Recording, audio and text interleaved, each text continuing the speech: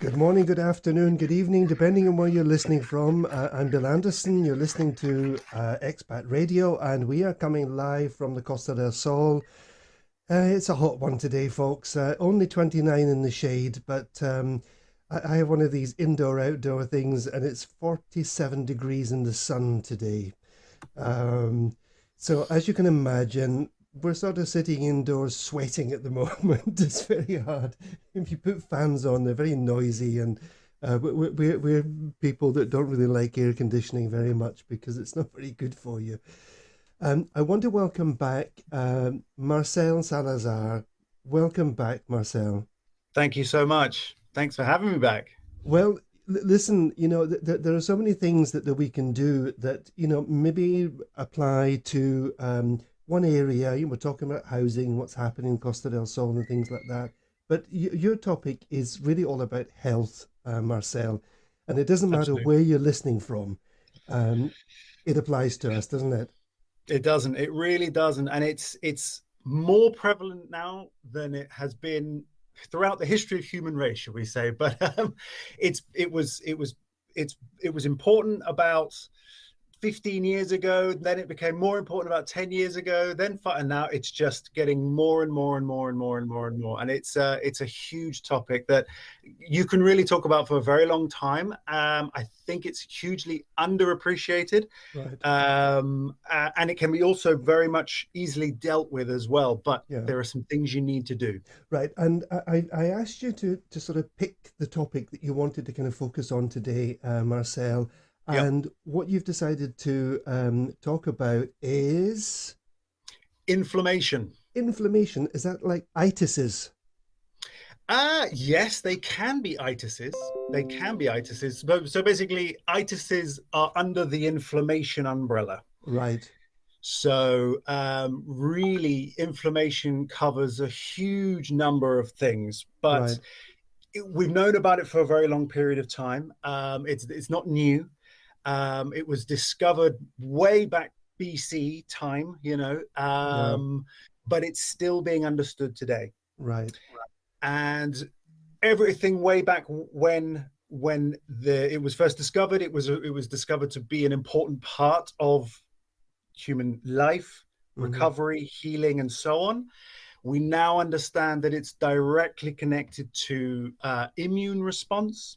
Right. And basically, it's an important sign of there are certain indications of it, shall we say. So Yeah. if we take it to a really basic level, inflammation is clearly visible with regard to things like heat, redness, swelling, pain, and loss of function.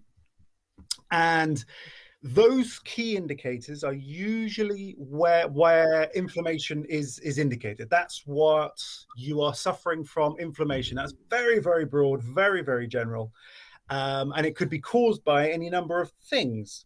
But if you see any one of those reactions, Right.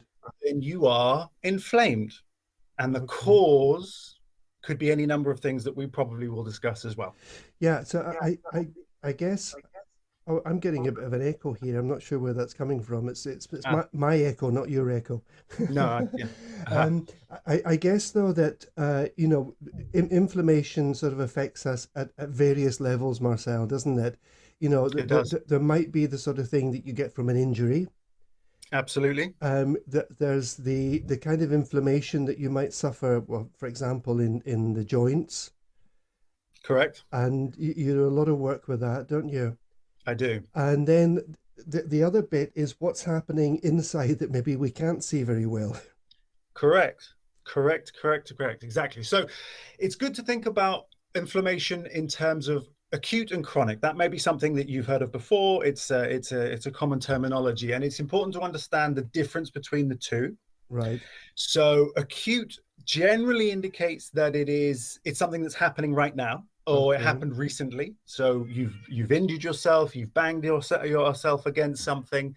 The tissue is the area can be relatively limited in terms of its damage area, or it could be very major. Obviously, that would be really obvious, but it's more likely to have been a bang on the door or frame or something like that, or a stubbing of a toe, etc. Right. And it's fairly prominent. It's fairly obvious where that's happening. Whereas chronic pain takes a number of days, months even, normally, to present itself. It's much more progressive, which means that it can be less clear exactly where it's coming from, and it's more subtle as well. So it can sort of creep onto you. You haven't banged your head on the wall, you haven't stubbed your toe on the floor, things like that. It's something that has affected you over a period of time, and that's a more what we call insidious onset of inflammation. Right. And that's one that I really would like to talk into more detail, as and when you're ready, Sure. because it's something that a lot of people are suffering from, Right. and it's something that we really, really need to be paying much more attention to for our own health and body. Yeah, so I think what you're saying here, you can correct me if I'm wrong, is Mm-hmm. that, if I stub my toe, which hurts like hell, by the way, Yes, it does. at least you know what's caused it, and unless you've broken something, it's probably going to go away in its own time.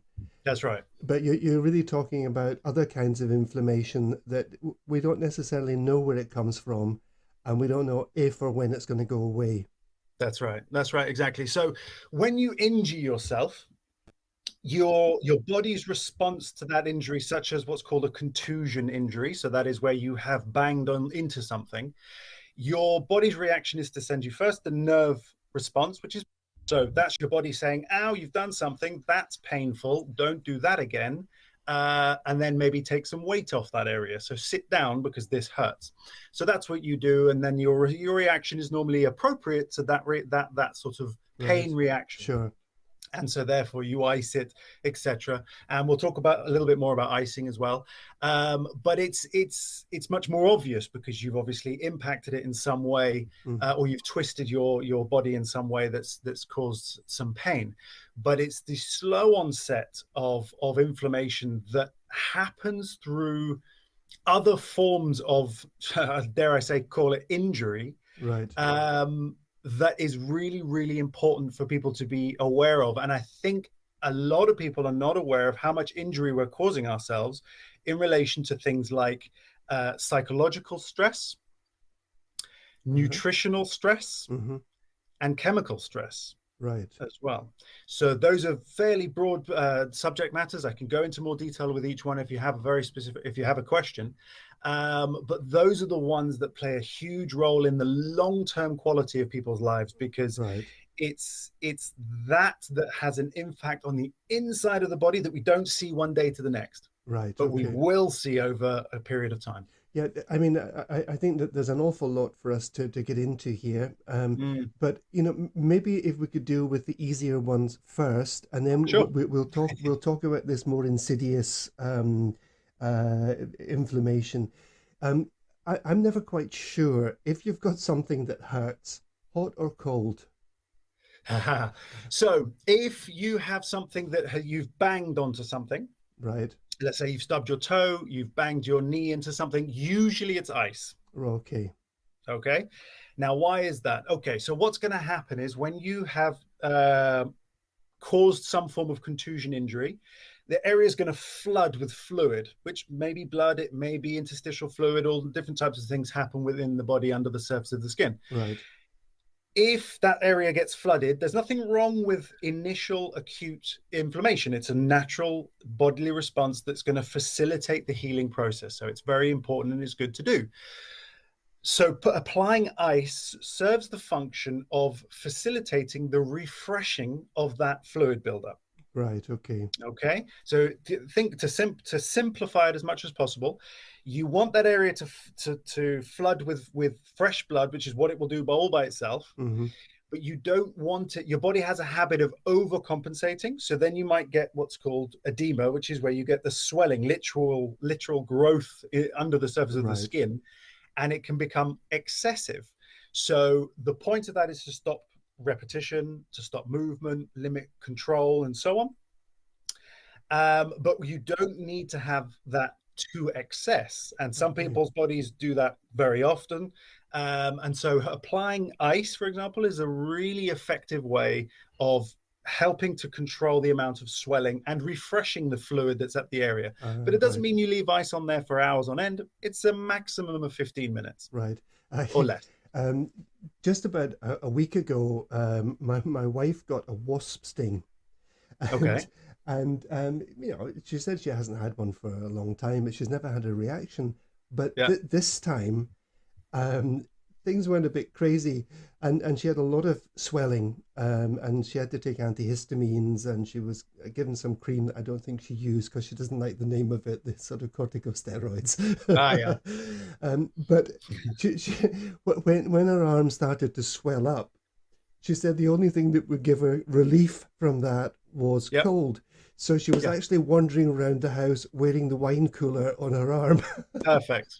Genius. So Genius. it's just as well that she's very small and she's got small arms because it fits it Yes. right over there. It's But, often the simplest solutions that are the best one. You can buy the most amazing contraptions from the pharmacy, but actually, I always recommend a bag of peas. right, yeah, The bag of peas is fantastic because a bag of peas works really, really well on basically encasing the most of the areas. Now that solution that your wife came up with was even better because it actually cups her arm perfectly. sure, yeah, So that's exactly what you want. So that's an even better solution than the bag of peas. But and it remains cold, and it's designed for her size, and so that was absolutely a brilliant yeah, idea. And yes, applying the cold is the best thing because now an inflammatory response in relation to a bee sting is a different inflammatory response from a contusion, but it's right, still the response is still fairly similar, in that the body does cause swelling. And obviously, if there is an indication of allergy or even mild, it can blow up excessively. Of course, the sure, stronger the sting, the more reaction you're going to have. So you did the right thing, which is obviously antihistamine, which is directly designed to calm down the reactors in your the body body's that response, yeah. respond to the sting bite itself. Hmm. And so that helps to control it. And the icing is a very good way because, again, you'll get a degree of discomfort simply because of the fact that the arm in this case was puffing up way more than it would normally do, and obviously Yeah, that puts a lot of pressure on the blood vessels and the skin and so on, and that becomes very uncomfortable. By design, it's designed to do that. But applying the ice and a little bit of compression as well, and that's another topic, compression, is a very effective way of helping to speed up recovery, provide support, and protect the area from non-repetition of yeah. injury. Is this in your work as a physical therapist? Is this the sort of thing that you see quite regularly, Marcel? Yes, definitely. And funnily enough, most interestingly, most recently, I've had all ankles. For some reason, Really? all ankles have come in the same month. And I had 5 patients, all with ankle injuries or post surgeries. And we've had fantastic results, which are, when I was presented with most of my patients, they had limited movement, massive weakness, huge insecurity around the actual area. And when you treat it correctly, you can control the swelling, improve movement, improve strength, which is really important, Sure. and then improve coordination. And that's the most important thing. And one of the things I talk about a lot with my clients is the importance of rehabilitation Hmm. after injury. Right. Because if you get to a point where you feel, okay, I can stand on my leg, so I feel okay, I'm going to carry on with my everyday life. Right. And that's usually as far as we tend to get with our care, should we say, with our Mm. self-care. As when we think of ourselves as healing, we think, oh, I can stand on it, okay, I'll go back to my normal life. But it's at that moment that you trip, you catch it, you shunt a door frame, you kick a car, whatever it might be, you It's catch it somewhere, it's and it's just, that moment, that yeah, moment when you repeat the same thing or you catch it somewhere, and yeah.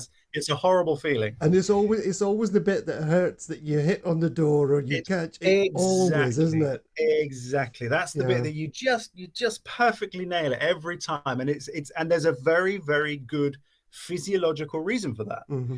And the physiological reason for that, which is fascinating to me, is something called proprioception. Mm.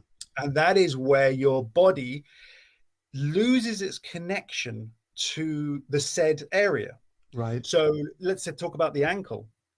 If a person rolls over their ankle, whether they tear, whether they break, whether they strain any of the structures inside the ankle, you're going to have problems until you rebuild the connection between your brain and that joint. Yeah. Now, if you have guidance, it happens much faster. If you Right. have no guidance, it will happen, but you will probably re-injure it again and again and again. And then what happens is, of course, the integrity of the whole area begins to reduce because Sure. your connection to it has been weakened, and you are neglecting the time and the process required for your brain to reconnect with the limb in space and so Yeah. on. I think Dave has just sort of confirmed that his football injuries. He said he's torn ankle ligaments on both ankles 3 times. Wow. And I guess once you do that, is what you say, that the healing process just doesn't go back to 100% each time, does it? Well, my question to Dave is, what was your post-injury care like? Right. because back in the day, let's say 30 years ago, footballers are famous for not particularly listening to their therapist back in the day, much more so now. But back in the day, they were famous. Obviously, your part of your rehab program was a pint of beer and a cigarette. So, that wasn't necessarily the best route to recovery. Now, yes, a pack of ice was a great start, but if that was it, then it makes complete sense that you've re-ruptured your ligaments and so on. Mm-hmm. And yes, not to play for 6 to 8 weeks. So yeah, you're answering my questions, which is exactly what I would normally expect to happen when you are given inadequate support, Mm-hmm. because it's all left to your devices. You're assumed to know that you're going to know exactly what you should do in order to get back to the elite level, or Right. whatever level of performance that you were working at. And what you have to tell yourself is, imagine if I'm like a baby and I'm relearning how to do what I was doing. What would I do to relearn what I did before? And if you did that, you Right. probably wouldn't re-injure. But nobody does that Right. unless you're told to do that. Another thing I've noticed is, I've said it's very hot today, and a lot of people wander about with flip flops on. Yeah. I wear them around the house. I have to say, I wear kind of loose sandals around the house. I Yeah. never go out with them though, No. because it doesn't take very much for it to flop off. Instead of No. flipping on, it flops off, and and then you lose your balance because it catches on something, Yep. and it's very easy, isn't it? When you're wearing Yep. this kind of footwear outdoors, and pavements are not even, and there's little potholes here and there, and you're not watching where you're Correct. going, and I maybe very old fashioned, but I always wear a pair of shoes or something solid on my foot when I go out, just for that reason. You're definitely not old-fashioned. You're bright. Basically, if you want to avoid injury, then, well, first of all, if you have injury, you definitely don't want to be wearing flip-flops. It might be more comfortable Yeah. because of air Mm. to your foot, but for any other reason, you would not want to be wearing flip-flops. Flip-flops are notoriously, and by record, the most dangerous shoe you can wear, aside from a high heel stiletto, because you get into a false sense of security when you try to run, walk faster. If they get even slightly wet, they become slippery. So flip-flops really, really are something that should be worn in and around the pool, maybe, Sure. in to cover short distances, but never really to cover huge distances. And I know for comfort, they can be effective, Right. but it's not an effective way of protecting your ankles. There's zero support around your ankles, And it does open you up. Now, as you said, one of the major problems in Spain is that uneven pavements are a huge problem. Sure. And that is an issue as well. And one of my primary agendas with my patients to try and make sure that when they're healing, that they don't trip, Right. because trip rates will go up significantly. So Right. the chance of you tripping will increase significantly if you've had an ankle injury, Sure. because of what I mentioned before about proprioception. And if you're wearing sandals, it's going to be even higher. So you either do want to trip and it's purely a matter of time, or you wear a good shoe and you're much, much less likely to do that as well. So it's very relevant. Yeah. Okay, Marcel, we're going to take a short break. Sure. Just a drop and opportunity for Dave to put a couple of his adverts on, and then we're going to come back and get into some of the I'm going to say more interesting stuff, but the stuff that's not so perhaps obvious. Over to Okay. you, Dave. You're listening to Expat Radio, your worldwide friend. Oh, welcome back. You're listening to Expat Radio. I'm Bill Anderson. We're coming live from a very warm Costa del Sol, and my guest who's coming back with us today, Marcel Salazar, and he is talking about Inflammation. inflammation. Yeah, not information, inflammation. Not inflammation. Did I sound like that? Sorry. No. I'm just joking, Marcel.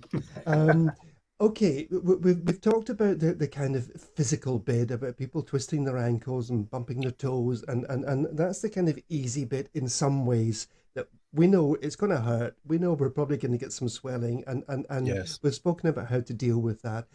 But you raised issues of some other things as well, and stuff right. to do with our psychological makeup, the food that we eat, and something else as well. I can't remember. Yes. Can you talk us into this a little bit? Because I think, I have a friend who, when I put this on my Facebook page, she said, this is a show I really need to listen to. And she's based in Portugal. And I'm not sure, but I'm sure she didn't bump her toe. So talk us into some of these other issues. Okay. So inflammation is a big umbrella topic. And as we've already said from the beginning, it is something that your body does when it is out of balance, should we Okay. say. So we know that you need to maintain as much of a balance in life as possible. That is the life goal, shall we say.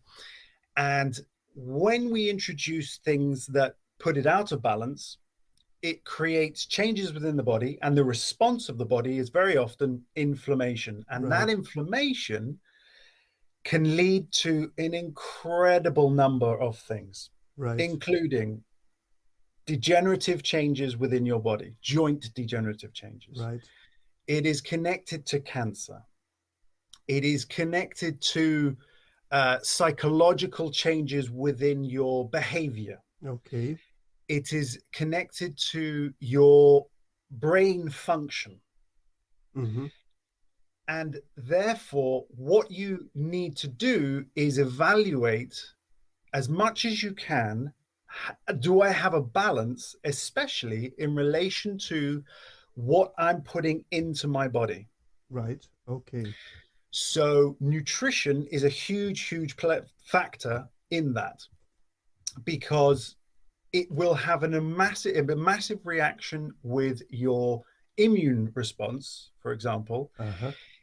if you find, let me give you an example. Let's say you're a person who gets ill all the time, somebody who gets colds all the time. Mm.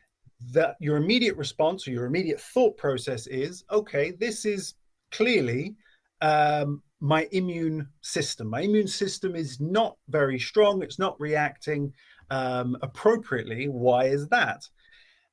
That is usually because something is not being given to your immune system in order to help you to respond to said bugs that are going around all the time. Now, not taking into account any of the things we've got going on in the world right now, which is pretty mad still. There are still colds that exist, even though it's hard to find one.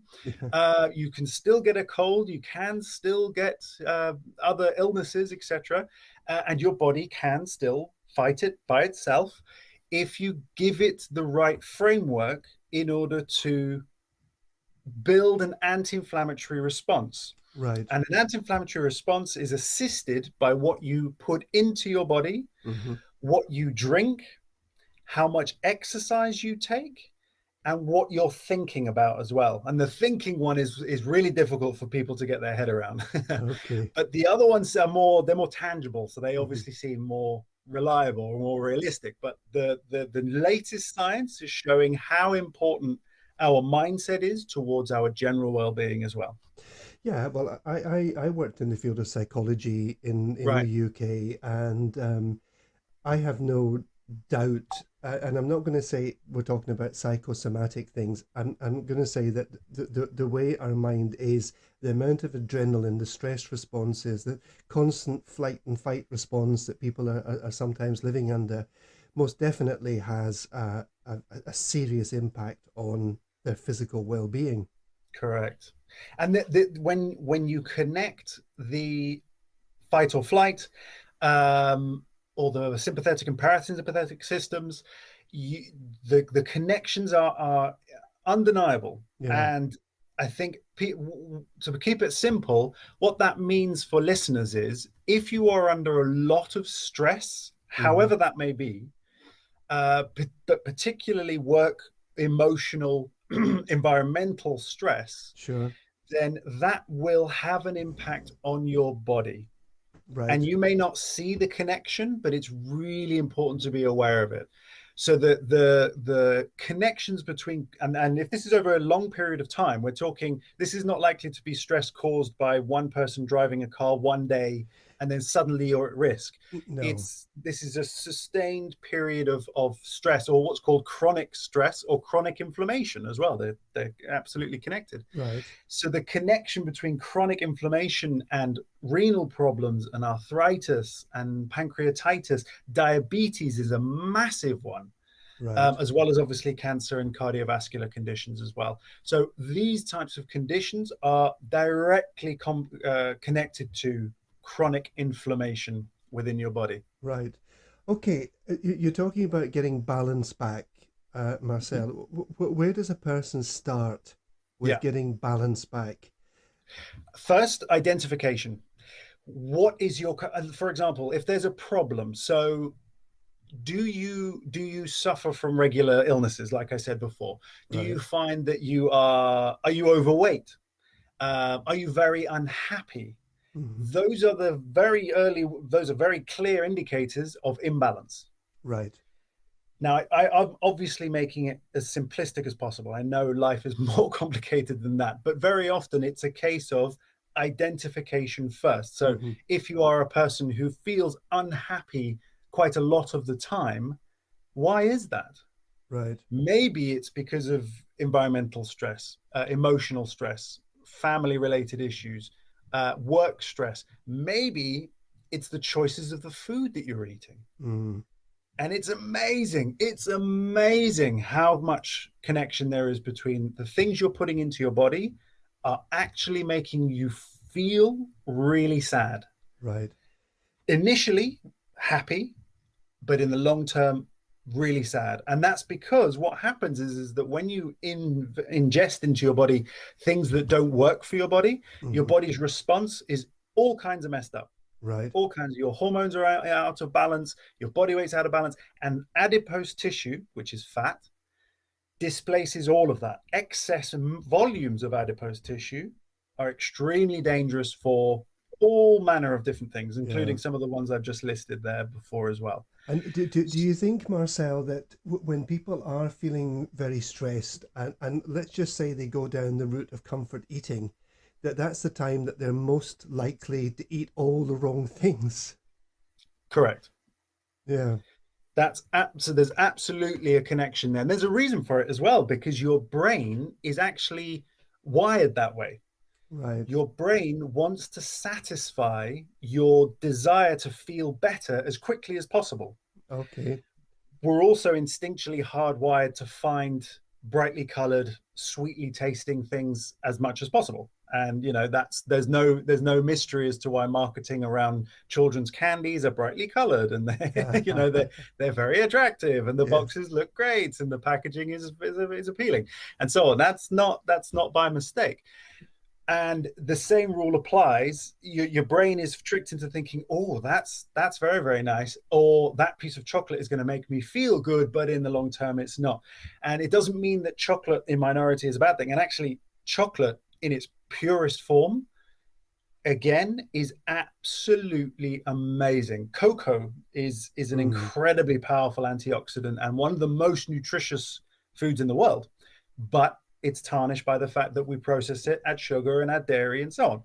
Sure. So that changes its constitution completely. But there is absolutely a connection, and so making sure that your lifestyle incorporates good nutrition and exercise is the very best way to begin the process of creating balance in your life. Sure. Because exercise has a direct connection to the consumption of adipose tissue in the long term. It also releases the good hormones. It also helps to improve the strength of your muscles, the strength of your joints, the strength of your bones, all these things. Now, exercise can be a big, scary word for a lot of people. Sure. But what you really need to understand is that it can start with 20 minutes a day of walking. Like, that's it, 20 minutes a day of walking, and that's all you're going to need, because that's, to begin with, particularly the older you become, it becomes essential. It's not optional, it is essential. But it doesn't mean that you have to stop there. Right. There is the limitations of a person's physicality is based on their perception, not on what a book says or what even sometimes a doctor says. Right. Because doctors will say, oh yeah, you should be taking it easier now, you're getting older, and all this kind of stuff, which I find offensive personally. The older you become, the more physical you should be, if you want to be and if you can. Right. It's very important for you, because your quality of life will be so different if you can do more. Then it will help to protect you to become more and continue to do more. Yeah. But if you're told, you're getting to that age now where you should probably sit down more, it's like, well, why? Is it time for me to leave? What's the situation?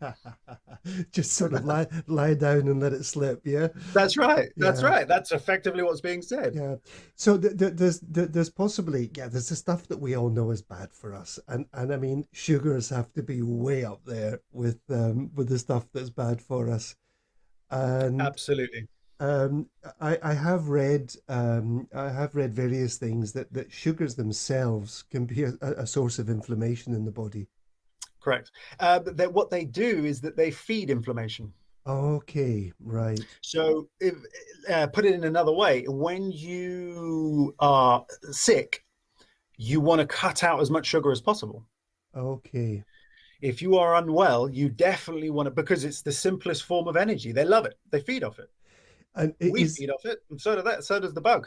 Is this to do with the acidity levels in the body?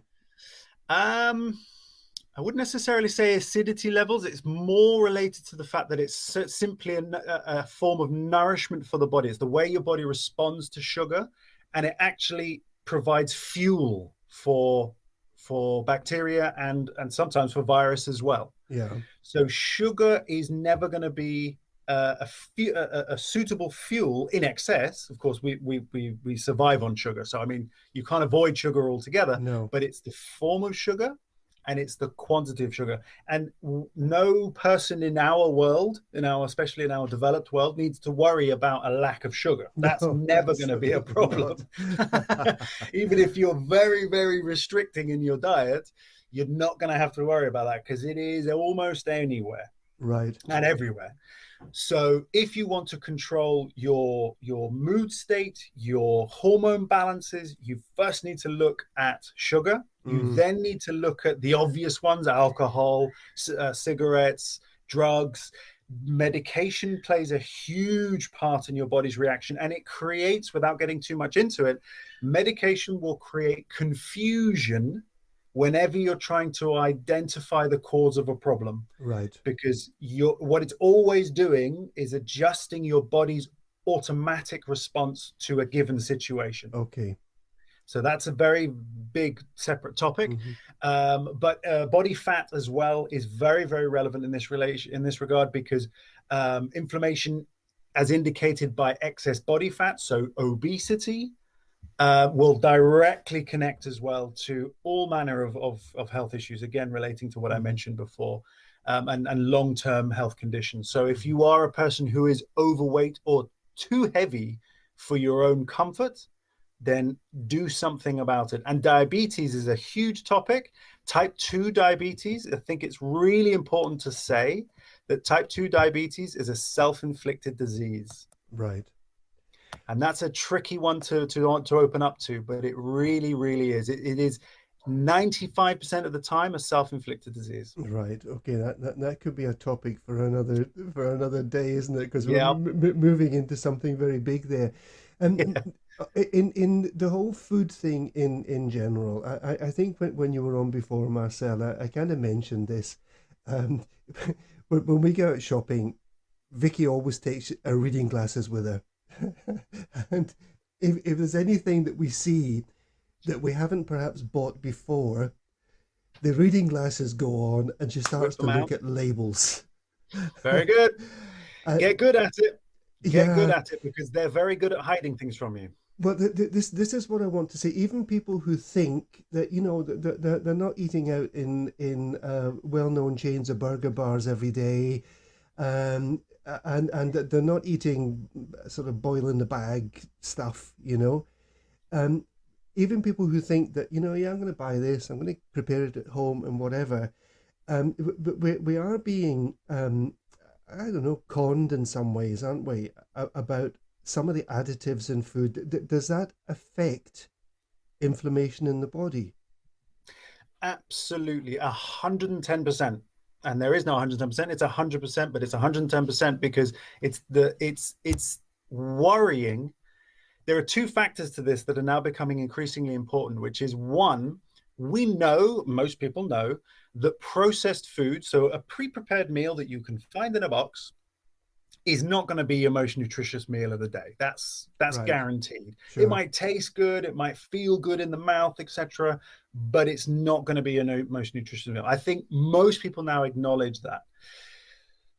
The scary thing is that even the raw products that we're now buying in mass production, which is things like the fruits and the vegetables that we get access to from the counter in the supermarkets, Sure. they're not what they used to be. Well, they're not. They don't even taste the way they used to. They don't. And that's correct. And that's one of the biggest problems. I don't know if any of your listeners know or anything, but let me ask you this question. How many is your recommended amount for fruits and vegetables? Oh, is it 7 pieces a day? Minimum. It's between 7 and 13 pieces per day, as recommended by the World Health Organization. Yeah. But I would guarantee that 80% of people still think that it's 5 a day. Right. Okay.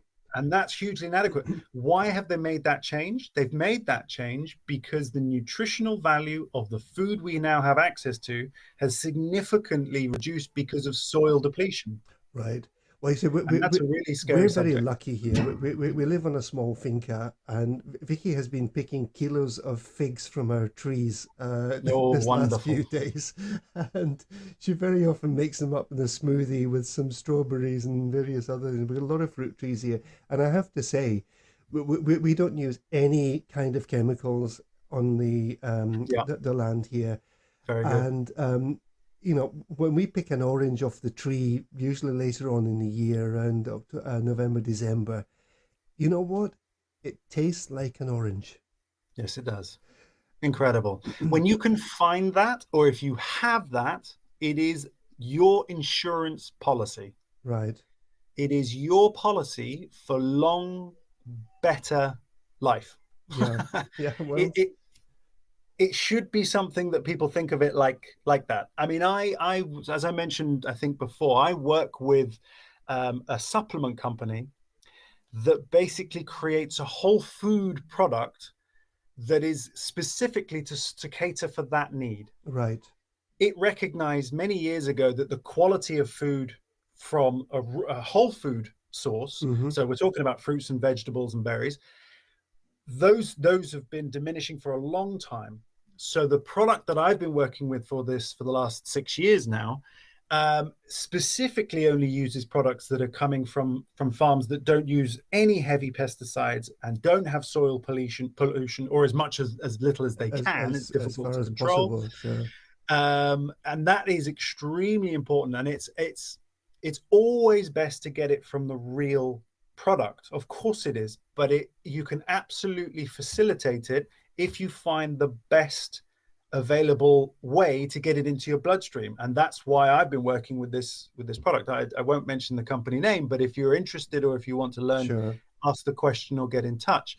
But it is absolutely fantastic, and it continues to be a verified way of getting the nutrients from a whole mix, the rainbow color, which is what we talk about, the rainbow color of fruits, vegetables, and berries, from over 30 different ones, Right. into a way that gets into your bloodstream. And it works. It's proven to work. And that will have a knock-on effect over the long period of time for me, it's my insurance policy. And- like you living on a finca and eating your own produce, which is brilliant. Mine is that. But if you have good quality supplements, actually, more of these minerals and whatever are actually absorbed into the body than we would actually get just from taking the original food product. Isn't that right? Now, that raises a very good question. And I've been interested in that over the last 5 years, particularly since working with this organization. And it's true and it's not true. Okay. So it's true in the sense that the delivery format, which is that maybe of a capsule, is very quick and very fast to be delivered into your body. But your body can't easily be fooled. Okay. So what that means is that whatever is in that capsule, if it's been tampered with, if it's GMO, if it's highly pesticided and so on, then your body will absorb only a certain amount anyway. Mm-hmm. It will always recognize if it's synthesized. Now, this is where we come into things like synthesized supplements, vitamins, minerals, Right, things like that, okay. that are created in a lab and then they're compacted together and all this kind of stuff. Your body recognizes them for the low quality that they are, and you end up passing them out very, very easily, and they get Okay. filtered, which is what your body's designed to do. It's to filter out toxic and waste products as much as possible. Stuff that shouldn't be there. And only get what it needs. And low quality supplements, that's exactly what will happen. Right. The difficulty is finding out what is low grade quality supplements. That's up to the individual to get familiar with, exactly as you've said, reading labels, looking into the source product, finding out where's this coming from. If it's coming from China, well, not everything coming out of China is bad, but not everything coming out of China is good. Right. So, it's more, you can buy cheaply from China. Let's put it that way. Yeah. You can buy cheaply. But you get what you pay for at the end of the day. But you get what you pay for. Correct. That's very often the case. Exactly. Yeah. Exactly. Marcel, we're going to just take a very quick drop just now, okay? And then we're going to come back and pick up on this topic again. Absolutely. You're listening to Expat Radio, your worldwide friend. Welcome back. I'm Bill Anderson. We're coming live from the Costa del Sol with my guest today, Marcel Salazar. And we've been talking about, what was it? One more time, inflammation. Marcel, I've probably diverted you from your task once or twice here with my questions. No, I love it. We've got a few minutes left. Where would you like to take us in talking about this whole topic of inflammation in the body? Oh, it's such a huge topic. It really is. And I think probably the most important one is for people to ask the question of themselves, which is, do I have balance in my body in that, can I live without medications? Right. Do I do regular exercise? Do I feel comfortable in my own body? And am I happy? Right. Now, those are some pretty big questions. I mean, I can't say that all of those things are perfect in me, but it's an ongoing journey. Sure. And I think if you yourself recognize that there is a huge imbalance in one of those, so there is something like your relationship with food. And now I will be honest here about what most of my clients tell me, which is when I ask the question, what's your nutrition like? Mm-hmm. They always respond, yeah, it's pretty good. Well, they're obviously eating enough to keep alive, yeah. Yes, clearly that is exactly what I think the answer to the question is in their mind. Their mind is, well, I eat, I'm alive, so it must be pretty good. Okay, yeah. But that's not my question, and maybe I should rephrase it. Yeah. My question, obviously, is to define it, which is what I would always try to do as well, is do you eat more fruits and vegetables than meat? Mm. Are you comfortable in your body, as in do your clothes fit you comfortably?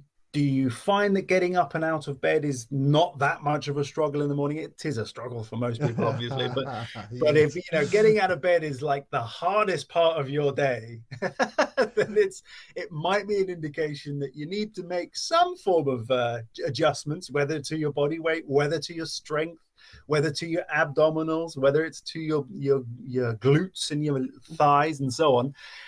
Then it might be time to make an adjustment. It might be time to make some changes and incorporate something that makes your quality of life better. So more exercise, more fruits and vegetables, because here's what fruits and vegetables do. When you eat a variety of them and you prepare them appropriately, steaming is one of the best ways, by the way. When you prepare them appropriately, they work synergistically. And Right. synergy is really important. It's such a huge topic. It's something that is so important because, again, balance and synergy. I'm swinging around the same topics here. Fruits and vegetables will always work well within your body because 1 + 1 with relation to fruits and vegetables is not 2, it's 3. Right. So multiple things happen in your body from micronutrient ingestion when you have lots of different fruits and vegetables in your nutrition. So it plays a huge part in the quality of the nutrients within your body, the way your body processes your body fats and your energies and so on, your body's ability to recover as well. And that recovery, again, is a topic in relation to whether you've been unwell, physical exercise, and how quickly you can do more. And then obviously how your body responds to stress, which connects to inflammation. Because if you have excess body fat, for example, your body's inflammation level is going to be very, very high. So that means your potential for illness is going to be very high. Your potential for long-term degenerative changes is going to be very high. Cardiovascular issues, again, proneness to diabetes. And diabetes is obviously a relationship between you and sugar. And if you have diabetes, it means that type 2, it means that your relationship with sugar has been very bad, but it can be adjusted. Right. And it's diabetes is a huge problem, and it hasn't gone anywhere despite what's going on in the world right now, where the only thing happening is one thing. Yes. It hasn't gone anywhere, so it still exists, and still people are suffering from it, and people are still dying from it. But it can be controlled, and if we put a little bit more emphasis on encouraging people to look after what they do physically and what they eat constantly, that will change millions of people's lives for a very long time. And it just comes around to talking about this subject regularly and highlighting it and encouraging it of people as much as possible, and supporting one another in order to encourage even, I mean, it's a tricky one, right? But if you live with somebody who Sure. has diabetes, it's very easy to sort of pacify and say, oh no, you've got this, let's just live like that and we'll take the medication forever. Or you could say, right, let's make some drastic lifestyle changes. Let's change what we eat, let's change how we exercise or move, and let's see what that does. And your Right. doctor may or may not like you for it. They should like you for it, but doesn't always happen. Depends on the doctor. Yeah. Doctor should be advising that already, but I've come across many a time when that's not the case. So, you know, those types of things and the connection between inflammation and your body's response to inflammation will be significantly improved. And it is very interesting that one of the most effective nutritional diets is the Mediterranean diet. Sure. Yeah. Based on research, based on information, based on long-term studies, etc., etc. What I love about that is that doesn't mean that the Mediterranean diet is a specific diet that you pick up from a book and you say, right, well, this is this, that, and the other, etc. No, it is quite simply lots of fruits and veg, quite a lot of fish, more fish generally than red meats, and lots of fresh produce. Yeah. And that's it. That's really all it is. Marcel, our time has gone. Wow. If people want to get in touch with you, can you give us your website or the way to get in touch with you? Absolutely. So my website is strongforlife.me. So strongforlife.me, which is very straightforward. You can find me on Facebook. So if you go to facebook.com/strongforlife.me, you'll find me there. You can find me on Instagram, and you can find me on the telephone as well. And all my information is available there, but I'm based in La Cala de Mijas, and I'm also based in Calahonda at the moment as well. Marcel, thank you so much. I've found this very interesting. Great. And I'm very happy that you're going to join me in a month's time. And Absolutely. We'll pick up another topic. Thank you so certainly much. will. Happy birthday to your little daughter this week. Thank you so much. Her first birthday, yeah? It was her first birthday on Tuesday, yes. Oh, well, I hope you had a lovely day altogether. Thank you so much. Yes, I think she had a lot of fun. She did a cake smash, so that was quite something. Thank you so much for having me again. Take care, Marcel. And we're going to just go out with a nice song from Nina Simone. Oh, excellent. Take care now. Thank you. And how you know how I feel.